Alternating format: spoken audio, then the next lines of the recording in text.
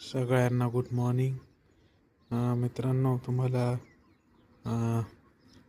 एक चिमणीची मज्जा दाखव. चिमणी नाही, ॲक्च्युली ती पारवी म्हणतात त्याला. ती आमच्या इथं बऱ्याच दिवसापासून बसलेली आहे. हे बघा, तिने अंडे दिलेले आहेत. आता ऑलमोस्ट पिल्ले काढील ती. हे बघा, पंख कसे वर करते.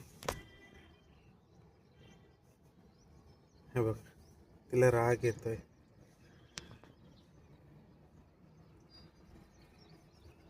आम्ही एक झाड लावलं होतं, त्या झाडामध्ये ती येऊन बसली.